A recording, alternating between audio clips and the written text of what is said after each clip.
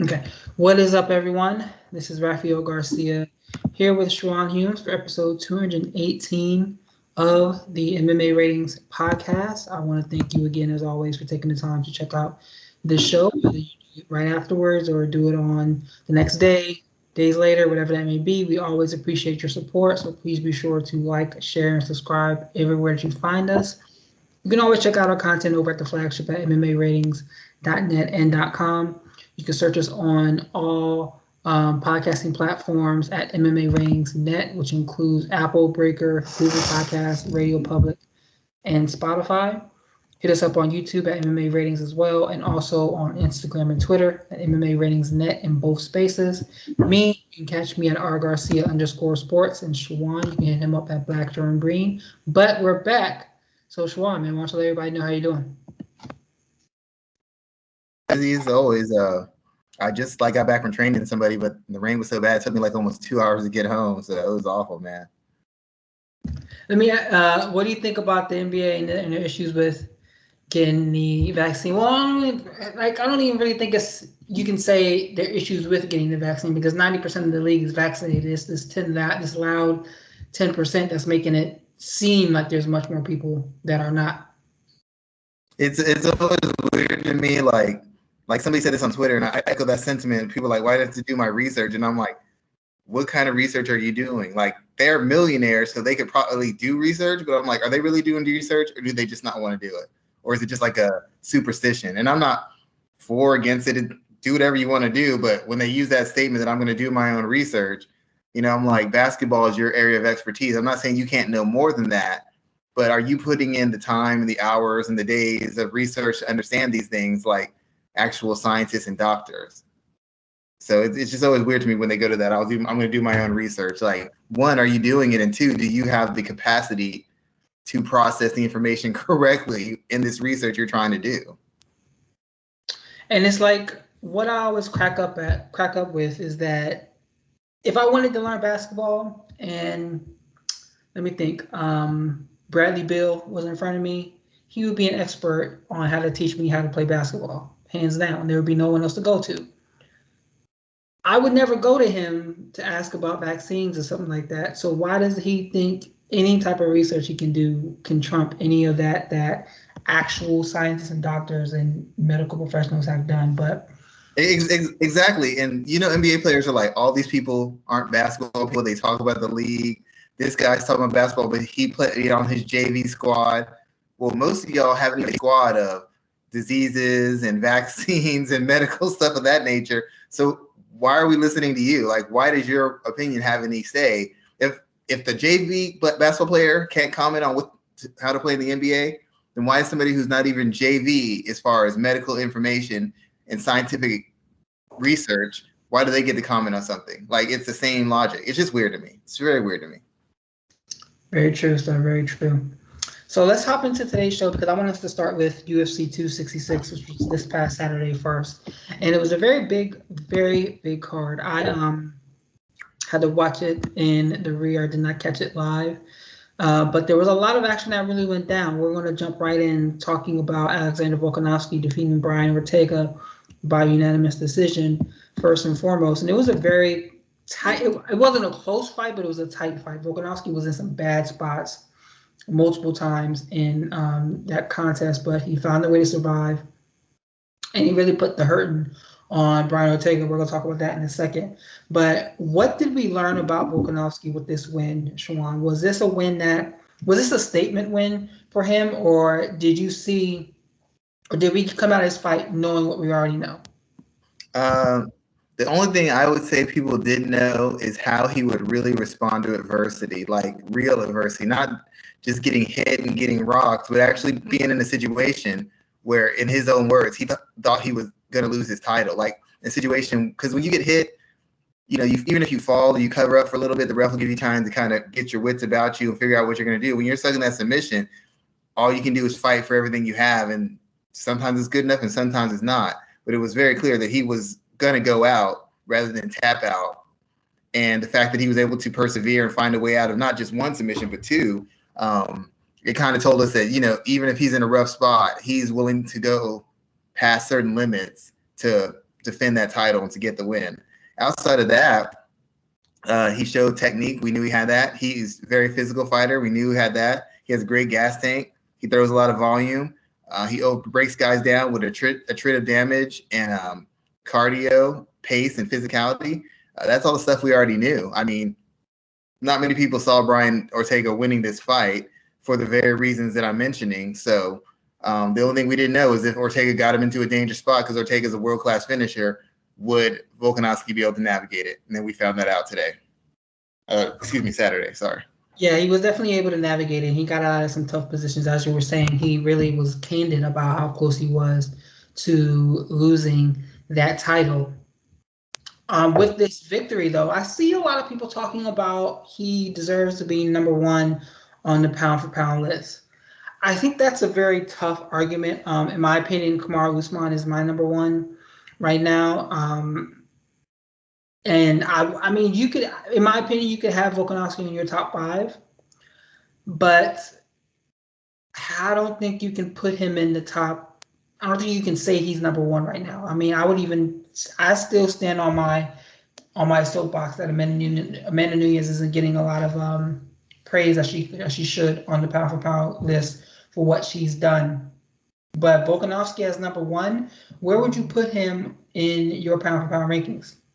It's kind of weird because the same argument I made for Nunes, I can make for Volkanovski being number one. Because if you go back and forth, based on their divisions, Nunes fought the better, the bigger, the more accomplished, the more successful, the more tenured opponents. Beating a Holly Holm, a Cyborg, a Misha Tate, even a Jermaine Durandamy, who was a champion in another weight class, is more impressive than beating Gilbert Burns, who never won a title, beating Jorge Masvidal, who for the most of his career was a dangerous journeyman, beating Colby Covington, who at best was an interim champion, and beating Tyron Woodley, who, even though he defended the belt a lot, was not considered one of the best or most talented champions of all time.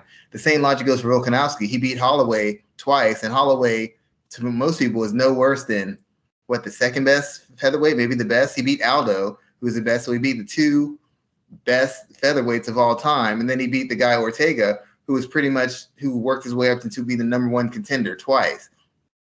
In a vacuum, those guys are better fighters and more accomplished fighters than the guys that Usman has beaten. On the opposite side is Usman's shown a dominance that nobody else has really shown. Maybe Nunes has shown, but Volkanovski had tense moments with Aldo. Volkanovski was almost finished by Ortega. So you could say that Usman has been more dominant and maybe recently more dynamic in his finishes. But if you actually go by their pedigrees and their resumes and what they've done and what they've accomplished, I'd have to say Volkanovski's faced the better opposition. He's faced better opposition and he's beaten more accomplished guys. I mean, beating Aldo and Holloway is better than most guys' whole career of fighting. Who is compared Usman? To who though? He has better compared to the men, or are you including Amanda in that conversation? Well, even I guess the person who's got the most skins on the wall as far as former champions will probably be Nunes. You got Tate, you got Rousey, you got Holm, you got Durandamy, and you got Cyborg. Like these. And Shevchenko twice too. And Shevchenko's a 6. So that's 6 or 7 of the best women's mixed martial artists of all time. She's beaten them. Didn't she beat Julia Budd? Didn't she beat Marlos Kunin too? That's almost 8. I don't know if she beat Kunin. Maybe she did. But, it's like just off those 6, she's beaten the very, very best of the women's division. Usman's beating the very best of the welterweight division now, but they're not as good as they've been in previous years, and they're not as good or accomplished if you look on paper as the girls that Nunes has beat. And to be honest, those welterweights aren't as good or as accomplished as the 2 best featherweights that Volkanovski beat. Holloway was considered a pound for pound great. Volkanovski beat him. Aldo at one point was a pound for pound great. Usman has not beaten one former pound for pound great or one current pound for pound great yet. It's just been a bunch of really good welterweights. The only one you can make an argument for is Tyron Woodley, because people really kind of had an argument that he was number 2 on the list, maybe 3 behind GSP and Matt Hughes. But other than that, yeah, I would agree with you there. I think that Volkanovski does have a stronger resume than Usman does. But I will say I still stand on the idea that Amanda Nunes doesn't get as much consideration for the pound for pound list, but she should based off of what she's done. Yeah, you look on paper and look on the accomplishments of the opponent and their records and her accomplishments. It's not even close. Usman hasn't fought anybody who's been a multi-organizational champion or a UFC. I mean, the only UFC champion he's beaten is Woodley. He hasn't beaten any other UFC champion or any. Rafael dos Anjos, but he was a lightweight champion. Yeah, once again, yeah, lightweight champion. But I mean, Nunes covers in 2 weight classes, so she can make that argument. He only fights in the 1, so it's not like he was a lightweight and a welterweight, so that you could kind of justify that. Nunes can argue 45 or 35 because she fights in both weight classes. True. Brian Ortega. Yes. He had some big moments in this fight, took a lot of damage, Schwan, a lot of damage. He's the first man to ever take 200 significant strikes in a row in 2 separate fights. And I saw that his suspension is up for supposedly 6 months. What do you do with him next? I don't think he should be anywhere near any types of fights, at least for the remaining of 2021, maybe not to mid next year. But what do you think the UFC is going to do with him next now that they saw him perform? He performed well, but he still took a lot of damage again at this point in his career. There's a couple things. When he first fought Max Holloway, I had the same question he had against Volkanovski because Volkanovski had COVID, and I was like, well, if he's compromised, Ortega's going to get him. And just when he fought Holloway had been having weight issues and canceling, pulling out of fights.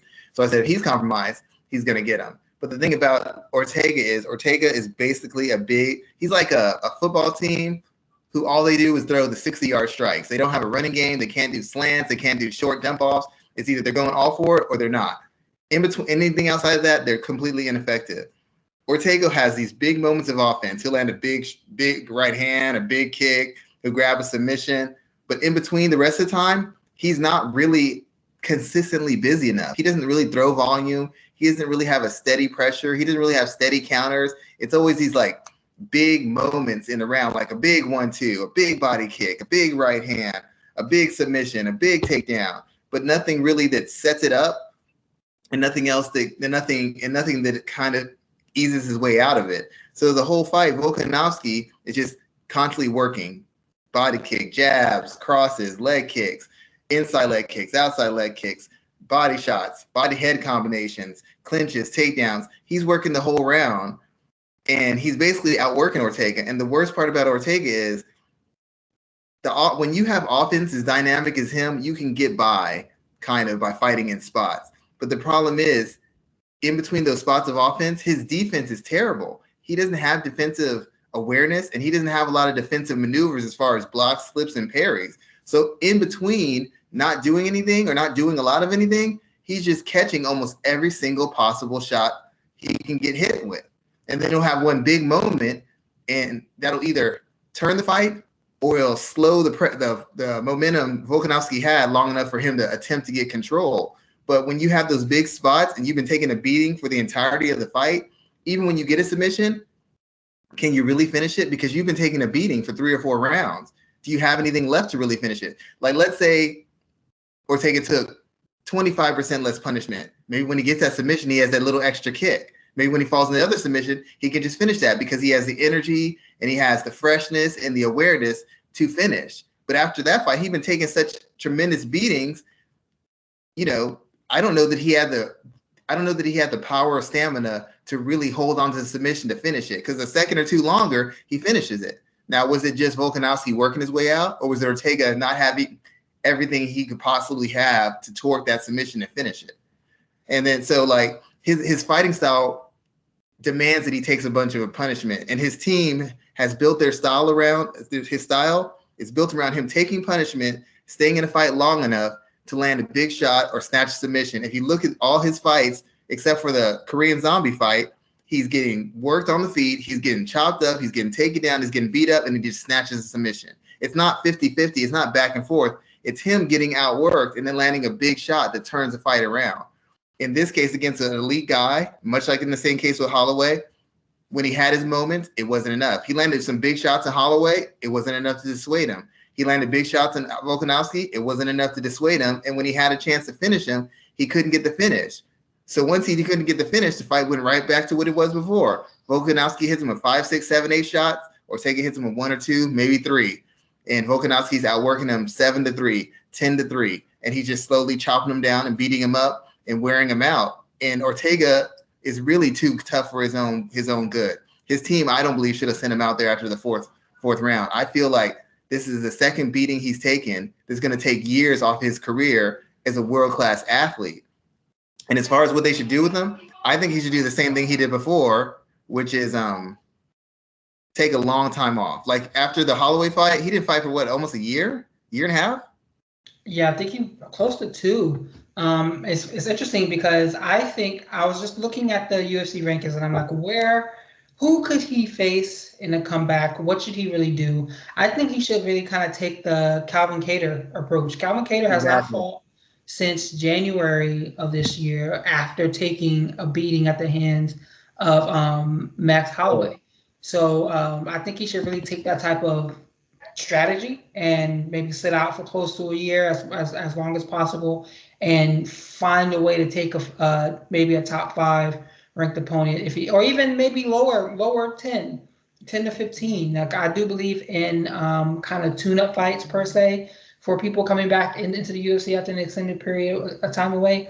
Let me ask you this though. Let's say he did take a year off or so and he announced that he was coming back at 155. What do you think his chances would be at lightweight? I mean, moving up in weight would probably, the dehydration would obviously help maybe with absorbing the shots. I don't know how long his chin's going to hold up making that extra cut down because he's a fairly big featherweight. So maybe the extra weight, the extra hydration allows him to take shots better still. But once again, you're facing guys who are much bigger. Like he's big for a featherweight. He's not big for a lightweight. And some of those guys are murderous punchers and strikers too. And he doesn't really have any defensive awareness. I can't think of a fight outside of the Korean Zombie fight where he hasn't just been getting touched up by every single person he's faced. And luckily his physicality and his size and his chin have allowed him to navigate that.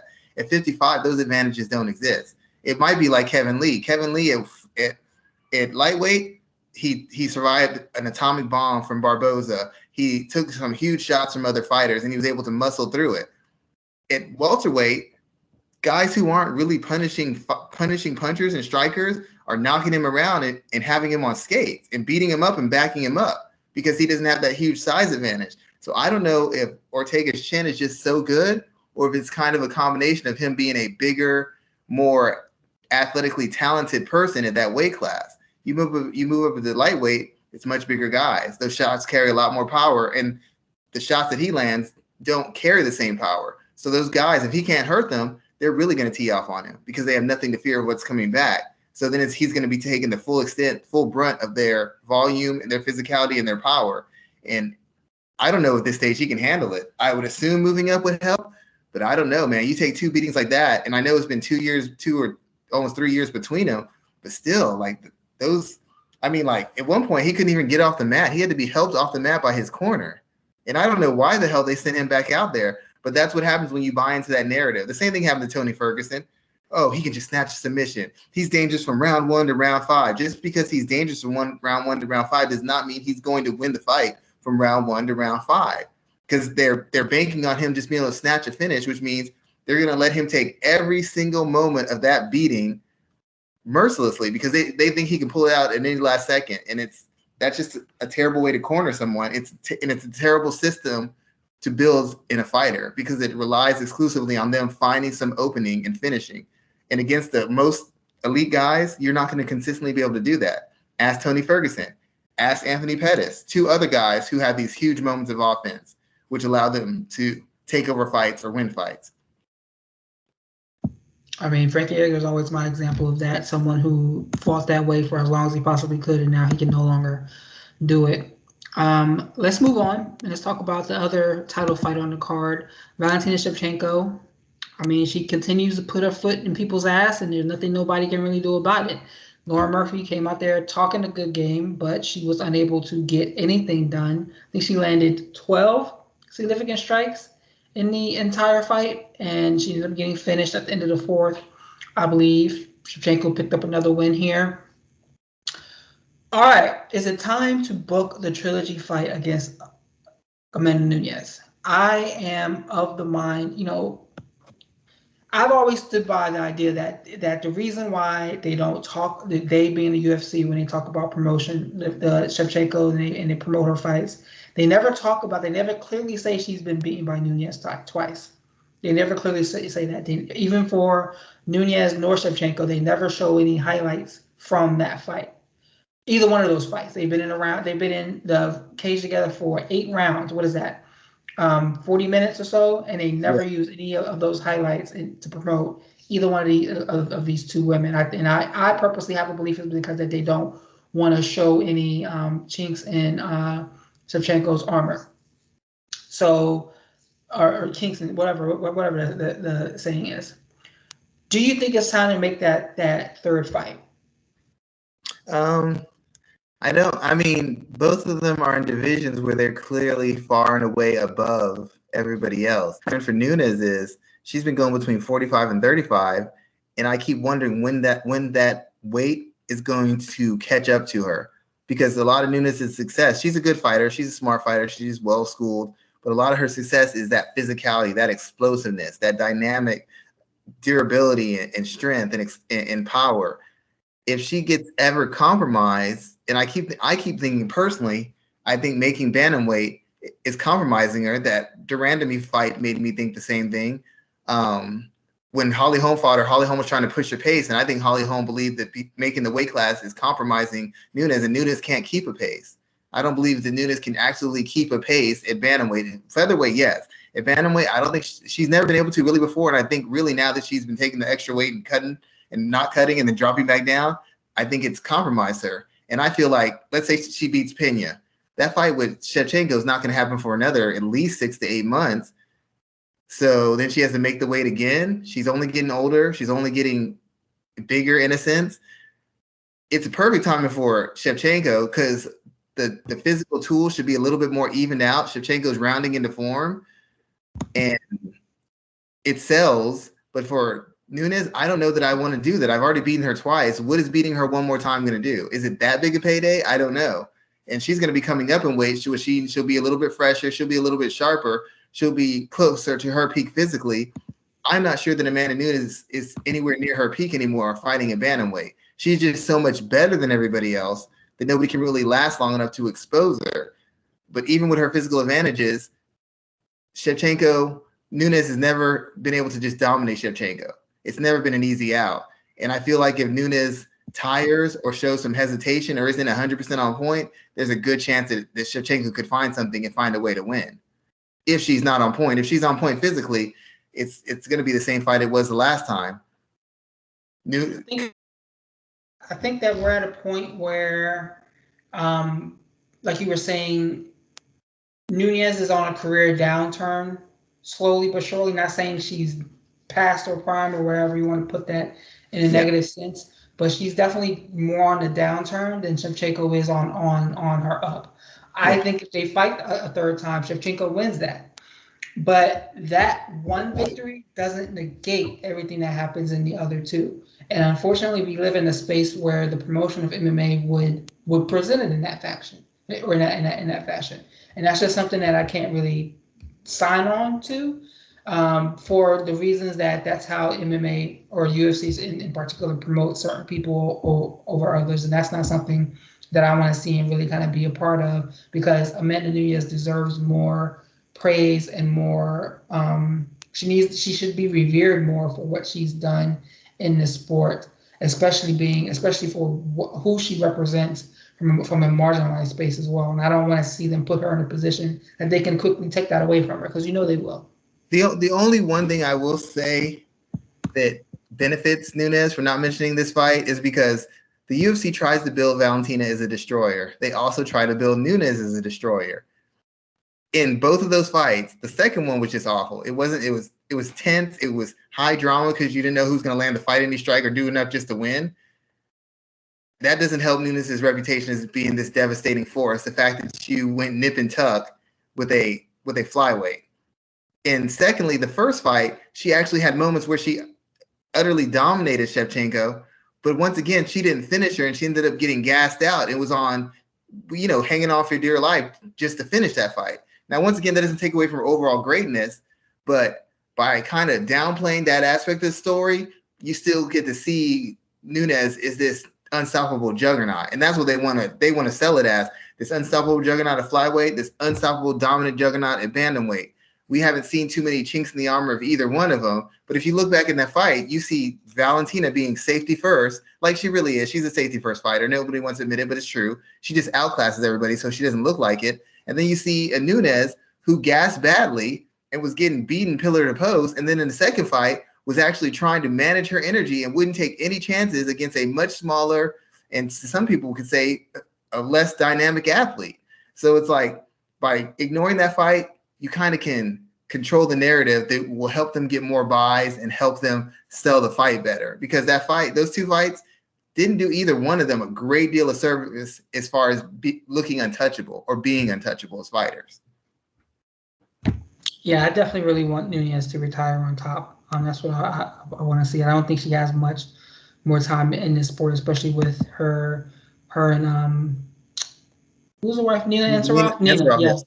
Yeah, with their child being here. What else from UFC 266 stood out to you, Sean? Before we moved on, I wanted to talk about Lauren Murphy a little bit. I don't have a problem with Lauren Murphy, and no, I found out I heard her corner was trying to be positive because that's what she wanted. I get that. You got to keep the fighter in a good perspective mindset. So I have no problem with that. My issue with this is Lauren Murphy's a good fighter, but she's a gritty, tough. She's very smart. She's very well prepared. She's very well schooled. She's very professional, but she's a limited fighter. And everybody knew that coming in. And that's why a lot of her talk rang hollow. Because if you look at that win streak she was on, she didn't really beat any elite fighters. She was beating up on third and fourth tier fighters and some fighters who were just making their debut in the UFC. So this win streak she was on made it seem like she was a lot better than she was. And some people bought into that. Anybody who watches the sport knows that the win she was fighting, she was beating girls who had big holes in their game so that she could key in on something, find a safety zone where she could dominate. Against Valentina doesn't have these huge holes. Like, she's not the world's greatest grappler, but she's a good enough grappler / athlete that you can't really make mistakes. Otherwise, she's going to get you in position and just work you over. She's a good enough athlete / wrestler that you can't just take her down or hold her down. And she's just a good enough striker, period, that you can't do anything on the feet with her. So when a lot of people start being extra critical of Lauren Murphy, that tells me, one, people don't know they didn't know what they were watching when Murphy was getting these wins, because Murphy eked by KGB, Andrea Lee. Andrea Lee's not a top level fighter. She eked by JoJo Calderwood. And some people say she lost that fight. When she fought Valentina, the reason she looked so bad is because Valentina outclassed her in every single element. Lauren Murphy isn't a dynamic striker. She can't just land one strike and turn the fight around. She's not an explosive athlete. You take her down. She's not like Jessica Andrade. She can just force her way back up and control position. And she's never been a technician as a striker. So when people said she was scared or she was gun shy, it's not that she's gun shy. She was just in front of somebody who didn't give her any openings. And she's not the kind of fighter who can create openings against a certain caliber. So she's just over there getting beat up. The only option she had in that fight was to bite down and sell out. But Lauren Murphy knows, just like her team knows, if she bites down and goes after Valentina, Valentina will stand her ground if you really press her. And that's how you end up like Jessica I or Caitlin Chukagian, just getting torched. And nobody really wants that. So I think people are being unfairly harsh to Murphy because Murphy just never had the physical tools or the skills to match up with what Valentina was going to bring to the table. She was just outclassed. It's essentially, anytime I've sparred a decent pro in MMA, I know things to do. I'm not incompetent, but I can't make the reads. I can't make the openings. I'm not a good enough athlete. I'm not a good enough fighter. So the only thing left is, how hard is this person going to go to embarrass me or put me out of my misery? Valentina's safety avert, doesn't like to take risks, so she just outclassed her, but she could have put her away any way she wanted. And I don't think Lauren Murphy should be looked down on for her performance. She didn't have any of the tools necessary to compete. She did the best she could with what she had, and she should be proud of that, regardless of how bad it looks for her. She should be proud of she got the title fight that she wanted. She gave the best she had, and that's all she could do. She was never in any position to win that fight, and there was nothing her corner could have told her. to help her win that fight. Nothing. They might as well just tell her good job because there's nothing they can tell her. She was really outclassed, as you said there, and that's the 125 pound division right now. If you look at it, anyone against Shevchenko. I mean, even pulling up the top 25, or excuse me, the top 15 in that division right now, and it's Jessica Andrade, who also won on Saturday, but she lost to Shevchenko. Caitlin Chukadian, she lost to Shevchenko. Lauren Murphy lost to her. Jennifer Maia. Cynthia Calvillo, she'll lose to her too. She might be able to do a little bit on the ground, but if Jennifer Maia couldn't, she's a bigger woman, Cynthia probably won't be able to as well. No. Joanne, let's see what Joanne could do on the feet, but what is she really going to offer there as well too? I mean, Viviane Araújo, I don't know too much about her right now. Jessica Andrade, she lost to her. The names that stood out to me, I'm looking to see what Miranda Maverick looks like in the future. Maybe we'll have something there. But Tatiana Suarez was the opportunity, but we don't even know if she's going to be able to fight again, especially coming off of a serious neck injury. Yeah, she had to pull out of a fight. She was supposed to fight Roxy. Mm-hmm. So, yeah, I don't think people watch the sport well enough. And as you know, a lot of fans who watch MMA have never you competed. I never competed. I've sparred. But when you're in with somebody who's so much better than you grapple with somebody who's world-class before, you're not a terrible grappler. You can't do anything with them. They're just picking what they want to finish. They're doing what they want with you. And it makes you look like you don't know what you're doing when it's just a matter of levels. Lauren Murphy isn't a bad fighter, but she was made to look grossly incompetent, as was her corner, by Valentina, because Valentina is so many levels above her. And last thing, in fighting sports, in regular sports, football, baseball, basketball, we all understand physical limitations. We don't get into the romanticism of this person can just be LeBron because he wants it. But in fighting, for some reason, people think that if you go hard and you're tough and you push a pace, that you can overcome anything. That is not true. There are harsh realities to athleticism and skill and durability and strength. Lauren Murphy is not anywhere near the class of Valentina. Valentina had to take this fight. It's a complete joke for Lauren Murphy to have a chance. And people say, look at Matt Serra and GSP. Matt Serra has always been a knockout puncher. He's always had a big punch. How did he knock out GSP, a guy who's been notoriously kind of fragile? Big punch. When did Lauren Murphy knock anybody with a big shot? When did she just physically dominated anybody? It's never happened. So now you think she's going to do it against the best athlete she's ever faced in her life? Yeah. Good luck. Good luck with that one. I think they're just being too harsh on her. Definitely good luck about that. As we move on to talk about the rest of the card, the only fight I want to really cover is the Nick Diaz, Robbie Lawler fight. And all I'm going to say about this is that I'm 110% okay if we never see either of the Diaz brothers fight again. And I hate the fact that in MMA we push our legends, per se, to keep fighting at well beyond when they're their most effective. Diaz should not have been in that cage. And you see so many people talk about, yeah, he should fight again if we see him do X, Y, and Z. No, I would be totally okay without seeing Nick or Nate ever fight again. I would be right there with you. I will say, considering the type of fight it was, and how we've seen some other legends come back and pretty much get dominated, not even be competitive, Nick was surprisingly competitive. I mean, like, he wasn't just getting run over. He was his boxing looked, I'm just going to be straight up, his boxing looked a lot cleaner. He was landing clean counters. He was throwing body head combinations. He was doing some work against Robbie Lawler, regardless of what you may think about the end result or his mindset. Now, obviously, his state of mind probably was not good. He clearly wasn't into the fight in a certain degree. But as far as his actual in-cage performance, I can't say that I've seen, coming off of a six-year break, he looked kind of good to me. 6 years off. I mean, Conor McGregor took 2 years off and didn't look that good against a world-class opponent. And I know Robbie Lawler's not top shelf anymore, but Robbie Lawler's still a tough out for somebody. And Nick Diaz put up a very good fight. He was holding his own. I think the biggest thing is Nick's heart isn't completely in it. He's gotten away from the sport for a while, so now he's thinking about his well-being and how it's going to affect him 2 weeks, 2 months, 2 years later. So now he doesn't have that reckless abandon. He's not willing to pay any price to win a fight anymore. But as far as his actual striking skill set, I thought he looked good. And I don't think he quit because he couldn't take it. I think he quit because he didn't want to take any more abuse, which is another problem in and of itself. But as far as how he fought, I thought he did a good job. If he was totally done, Robbie Lawler would have walked the pace Robbie Lawler set. He would have walked through him after the first 3 minutes. Nick actually looked pretty good against Lawler in an all-out firefight. Most people can't be in a firefight, even with Robbie Lawler now, for 3 rounds and look as good as Nick Diaz did. And in my opinion, he looks very good. He was openly talking about not wanting to be in the fight before the fight. So yes. His mental issues, yes. I can't stand by and say, yeah, this guy should should keep fighting and he should still be in the cage when obviously he himself doesn't want to be in there anymore. Did you also hear some of the other stuff he was saying though? Like he was like, I had some business ventures that didn't go the way I wanted to. So is this like a money thing? Is this what his management team is like? We need to get some money. We need to re-up the interest in the Diaz brothers, so that we can get that going again. Because they've been world champions or like in the UFC, given all the fan base they have, you would think they have some kind of business or some kind of line of whether it's weed or clothes. You think they have some kind of business where they wouldn't really have to fight because they're like cult figures. You know what I mean? Like they're very popular. On losing streaks, they're popular. On winning streaks, they're unbearably popular.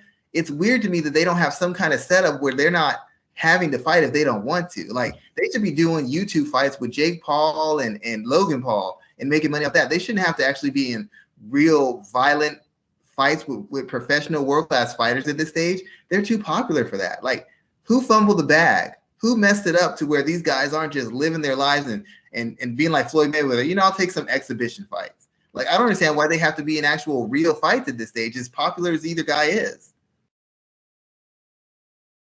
I mean, that is a great point. I had no one's really ever asked that. And I feel like no one will ever ask that or really even have the answers to that. But where, like, I don't want to say where their money go, but where are they at from a financial standpoint that they that they have to continue fighting? Think about it this way: if Tyron Woodley gets $2 million to fight Jake Paul, are you telling me? I mean, even coming off this loss. If Nick Diaz announced he's fighting Jake Paul next, he's not getting less than $6 million. True. He's at least getting 3. Yeah, he's getting 6. I wouldn't shut up for less than 6. Nick Diaz is going to bring a whole bunch of fans along with him. He's going to bring a whole bunch of fans with him. That fight's a huge fight. Him fighting Nate Diaz against Jake Paul, Nate Diaz against Logan Paul on the undercard. That is a $2 million pay-per-view if I've ever seen one. No, you're right. I don't see how their teams haven't managed to. Well, obviously, maybe the UFC's blocking it. I didn't think about that. Maybe the UFC's blocking it. But even with that being said, how do you have guys with that sort of cachet and that sort of name value not have some kind of endorsement or some kind of UFC affiliated, position or something that they could build off? You can't be as popular. Nick hasn't fought in 6 years, and how many people were screaming for him? There's champions who don't get that kind of respect. Tyron Woodley never got the love that Nick Diaz or Nate Diaz got. How do they not have something where they're making money, whether they're fighting or not? I don't understand that. That's what I don't understand. How is he even in a position to have to take a fight he doesn't want to take? He shouldn't have to. He should be just chilling. He should have so much money and so many opportunities that this sort of situation never happens.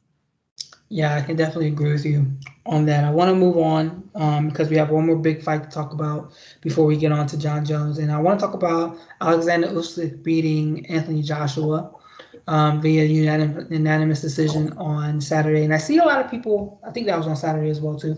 I see a lot of people talking about that fight. And my first thought, Schwan, was, is this considered an upset? Was this an upset to see Usyk get the victory? And if so, why? Not to me. I told people when Joshua lost to Ruiz, I was the only person who called it. I told them what was going to happen, and I told them what round was going to happen. I told people months ago, he's not beating Usyk. There's no way he's beating Usyk. And people kept telling me his chin's fine. He's such a great boxer. First of all, he's not a great boxer. Anthony Joshua is a great boxer for a heavyweight, which is different than being a great boxer. It's like saying, well, this guy is a great technical striker. Yeah, for a heavyweight, that doesn't mean anything. That means that in another division, that means you're okay. Joshua was a good boxer for a heavyweight.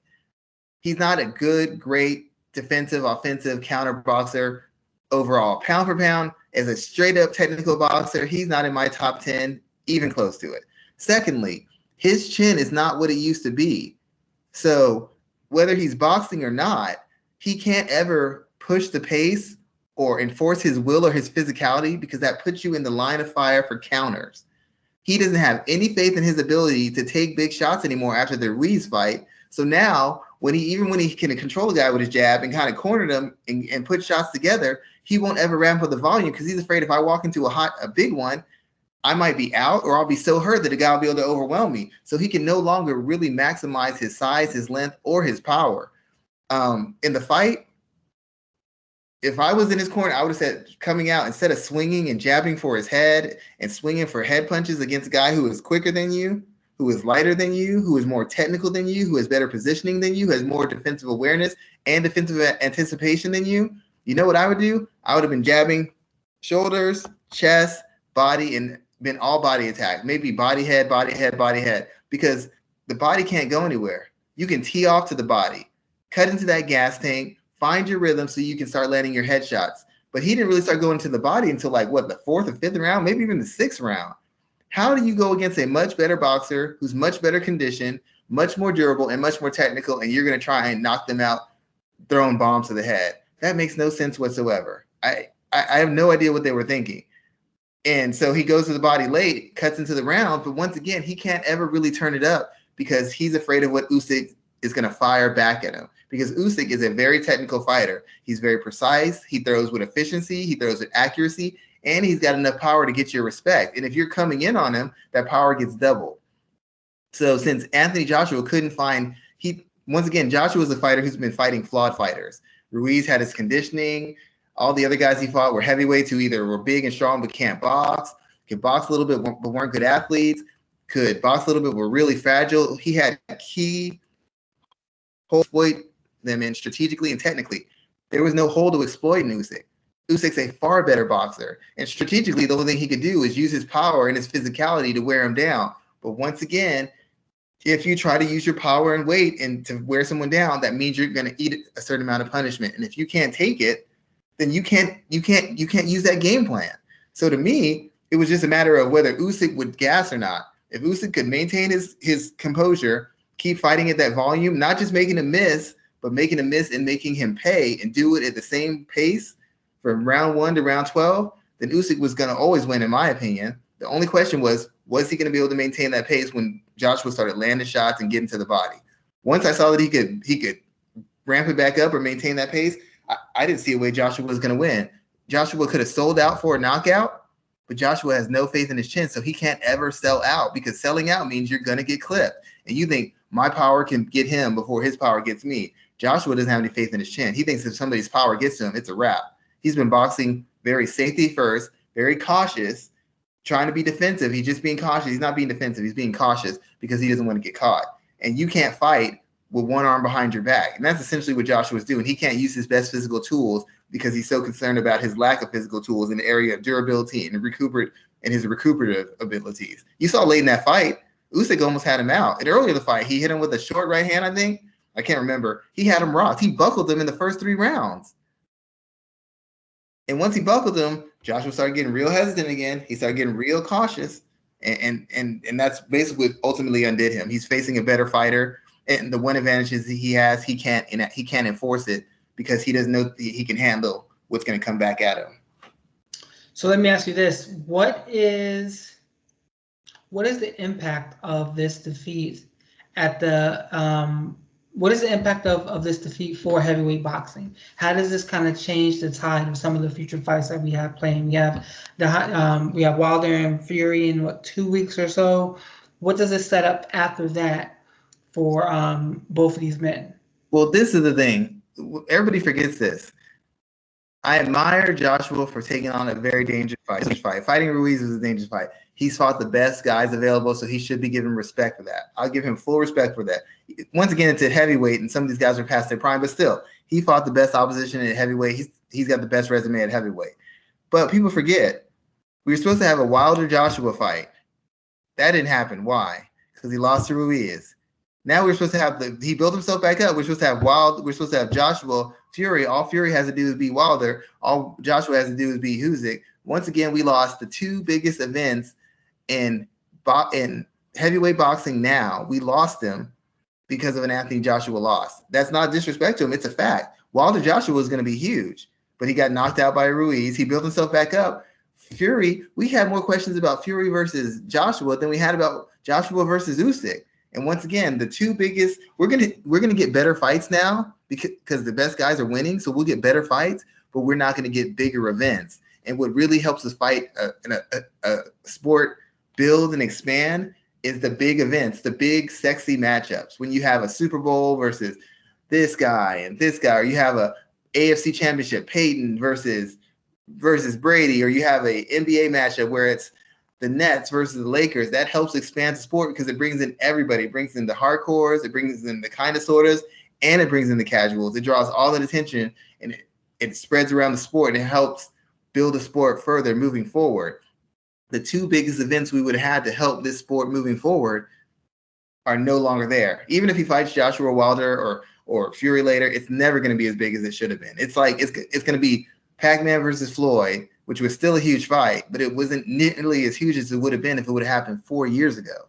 It's going to be the same thing. So we're going to get Wilder versus Fury. We'll get Joshua versus Usyk. He's going for the rematch. And then basically all around it, it's just going to be heavyweights jockeying for position to see if they can get into position to get their title fight before a big undisputed title fight between the heavyweights is made, either between Usyk and Fury. I don't know if the Usyk Wilder fight would ever come off. I don't know how that negotiation would go. So if Wilder wins, I don't know that we'll ever see unification. If Fury wins, I'm almost absolutely positive we would see a unification between him and Usyk. Good stuff there, man. I really appreciate your breaking down that from a boxing standpoint. What that one more thing really means. Joshua can still win this rematch. My only question is, how is he going to win it? His chin is not going to get any better, and he would have to make some either stylistic changes or some technical adjustments. And given that Usyk was so far ahead of him, I don't know what technical adjustment he could make that's going to close that gap. He'd be more aggressive and be more of a puncher and a brawler and hang all over him. But against a guy with that kind of poise and that much amateur and pro experience, doing that is going to get you countered big at least 2 to 3 times around. I don't know that Joshua can take 2 to 3 big shots around anymore. So I admire him for wanting the rematch. I'm just not sure what he can do in this short period of time to make up the difference. This guy isn't like Ruiz. He's not going to come in out of shape and be out of focus. It's very hard to find the hole in the armor. Very true there, sir. Let's talk about the main topic, I guess, that everybody's really talking about now that Jon Jones has been arrested again, mere hours after being inducted into the Hall of Fame for his fight with Alexander Gustafsson, 2013. He was arrested in Vegas for domestic violence, domestic assault, I believe, and also damaging a car. As more news has come out about this, I saw that he assaulted his fiance in front of their children. How long have they been engaged for? Like 13 years? Dude, I think they've been engaged since he wrecked that car. So what was that, 2012, 2011? Yeah. So, yeah, it's been a minute. So he was arrested. He's out now. He's back to posting on social media. Yeah. We're not going to talk about our thoughts about this, but I do have a pretty interesting question that's kind of popped up about whether or not the UFC should cut him. And I am at a point where I think that it's a conversation they need to be having, but it's also a conversation that they need to be having with the understanding that if they make that move and they were to release him, then they need to be ready for when Conor McGregor fucks up too, or when someone else messes up down the line. It sets a precedent that they have to stick by for the future. I mean, this is like his fourth or fifth incident that we know of. So if they were to take a stance to cut him and get him out of the UFC, I wouldn't be mad at that. I don't think there's any arguing that. But it opens up a slippery slope that I think that they have to stand by. What are your thoughts about that? Yeah, It's like you said, that's why they're very judicial, picky when they're doing certain enforcement. I think that's why Dana kind of, for the most part, unless you're making the UFC look bad specifically, I think that's why Dana doesn't really enforce anything. I mean, he really doesn't. A lot of guys have been women beaters and drug addicts and kill people in car accidents and gone on rampages with trucks and all this nonsense. That's nothing new in mixed martial arts. That's nothing new in combat sports, to be quite honest. And Dana's never really come down on somebody. He's always kind of let the law do their thing and been kind of loose or not really wanting to discuss. Well, you can't really discuss that. That's a legal issue. That has nothing to do with me. That's a legal issue because he understands the nature of the people he's dealing with, and he can't afford to cut off his nose to spite his face.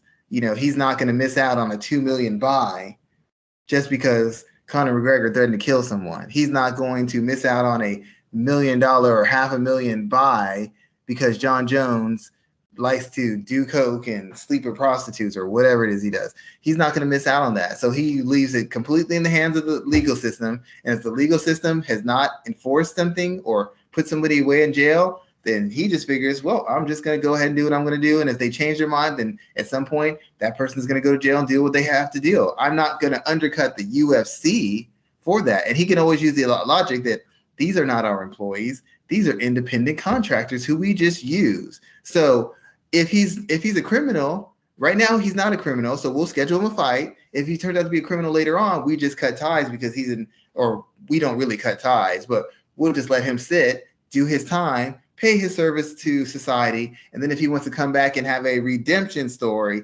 we can allow him that platform to do so. It's a genius plan if you think about it. He puts all the onus on the fighters and their camps, and nobody can ever really question him. If you're going to question Dana White about how he's handling this and what he thinks about it, then I have a question for you. Why are you not posing questions to Mike Winklejohn and Greg Jackson? Because if we expect Dana White to know about this, how the hell do the people who've been coaching him for almost 20 years not know what the fuck's going on in his personal life? Because Dana White can just, hey, you want to ask me questions? I run $1 billion business. I'm all over the globe. I can't keep track of every single person, but you know who is around him every day? Greg Jackson. Go ask him. And he hates Greg Jackson anyway, so he'll point the finger at him in a second. It's a built-in buffer system that Dana White has because I can't hate on this. I can't hate on Greg Hardy. If American Top Team will bring him on, who am I to judge? They're with him every day. They're co-signing him. I'm not co-signing him. They're co-signing. They're telling me to use him. They brought him to me. I'm just a businessman and trying to get ratings and letting somebody have a platform. My hands aren't dirty. My hands are dirty. He's an independent contractor. I didn't hire him. He's not getting insurance and benefits. There's no 401k. He does a job. We pay him for it. We send him on his way. You can't hold it against me for letting him work. He has a right to earn a living. If you want to get mad at somebody, get mad at the camp who lets him train and prepare to be a fighter in the UFC. They could just cut him off, and I would have no choice. I couldn't use an untrained guy. I can't use an untrained guy. He has to train somewhere. So he gets to sidestep all this. And to be quite honest, I don't know what they do with him, but they're not going to let him go because they don't want anybody else having the chance to use him. They just don't. Jon Jones is not a Conor McGregor. He's not a Ronda Rousey, but he's right in that BJ Penn tier. He has a steady, dedicated, focused fan base that has always backed him up regardless of the nonsense he's been involved. Now, I don't know if they'll do it in this case, but why wouldn't they? MMA fans are terrible. So I don't know, but I don't think he's going to let him go. And I don't think Dana's going to feel any pressure because Dana's already got 3, 4, 5 buffers in between him and the situation. And for you to get to Dana, you got to go through every single other person to figure out what it is about Jon Jones that's allowing this to happen. His trainers, his family, his management. Dana White is really the last person on the list if we're being real about this. He's really the last person on this list because it's not an employee of his. It's an independent contract who he hires upon occasion. So if they cut him, let me ask you this. Do you think that Scott Coker and Bellator would touch him, or is he 100% toxic and not available? I don't know. I don't know at this stage because he's going to demand a lot of money. But to be honest, if Jon Jones goes to Bellator, I mean, that's a whole bunch of fresh matchups. And to be quite honest, most of those guys aren't in his tier right now. I mean, you can get, I hate to think like this, but you can get Jon Jones versus Yoel Romero, Jon Jones versus Ryan Bader rematch, Jon Jones fighting for the heavyweight title against Nemkov or Chet Congo, or he could fight Phil Davis. There's just a lot of tantalizing matchups when you have somebody with Jon Jones' cachet and Q rating going in. I mean, Bellator would get all-time ratings. You know, you could really sell Jon Jones. I mean, Jon Jones is still considered one of the best fighters in the world. So now you have a pound-for-pound guy in your division, and most likely he's going to stomp the hell out of most of those people. Like, that's great. That's great for them. I don't know that they do it, but it might be worth a gamble. You know, it might be worth a gamble.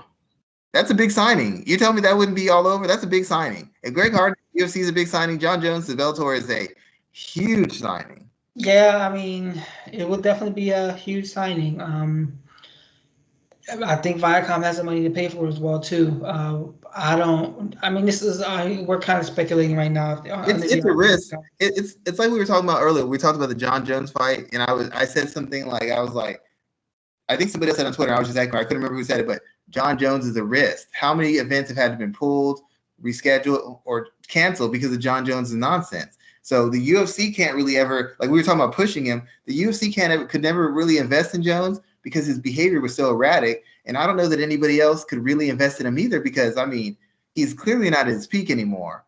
But now he's getting in the kind of trouble that you can't just, you know, I hate to say it, but cheating on your wife and partying, that's going to get you more fans. But beating up your fiance and all this other stuff, it's getting to the point where it's like you can't really justify it or you know, laugh at it anymore. This is like, and if it happened once, we don't know how long it's been happening. I don't know. Yeah.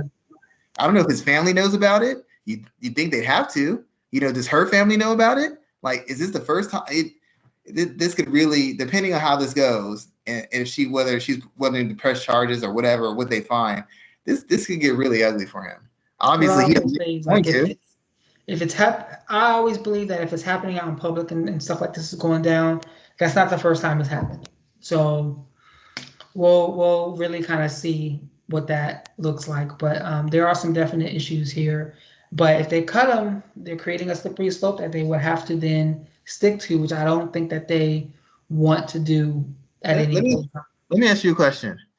Just hypothetically, you know how Jon Jones has been standing his ground, like, I'm not going to fight till they pay me what I'm worth? Is there any chance, just to kind of get some of this heat off him, he decides, you know what? I decide I'm just gonna be a warrior and take on the next guy? Because the story would come up, but it would come up and be pushed over by his chance of going into heavyweight to be his greatness. You know what I'm saying? Like, and you could, if he wins, they'll kind of push that story a little bit behind and keep pushing forward the fact that he's winning. You know, kind of like the same way Floyd Mayweather had those things, but he was always winning. So it never really came out because you always talk about his big win and how people were hating on him and he's not involved in any stuff because he kept winning. So you never had that slow momentum where you could really get on him. You think Jon Jones all of a sudden drops his money demands and says, you know, I got to get a fight so I can change the narrative on myself? And the thing is, he's lost all of his leverage. So if he had any leverage against the UFC when it came to making a big money heavyweight fight, he lost all of that. So if he was to take a fight and Dana comes to him, hey, you know what will help this go away? Let's take a fight in 6 months. It will be stupid. People will be like, oh, come on, what are we doing here? But it's the MMA way of handling things. And it's a lot of ways. It's a lot of ways. When you're winning, like, you hear about these teams in other sports, they're winning, and then they start losing. You find out they're drunks and they're this and they're that. Why did I know that before when they were winning? Because nobody wants to fuck up. The Dennis. I just watched the Dennis Rodman portion of the Last Dance, where he was going to Vegas for benders and stuff like that. It didn't matter because they were winning. So that's why it worked.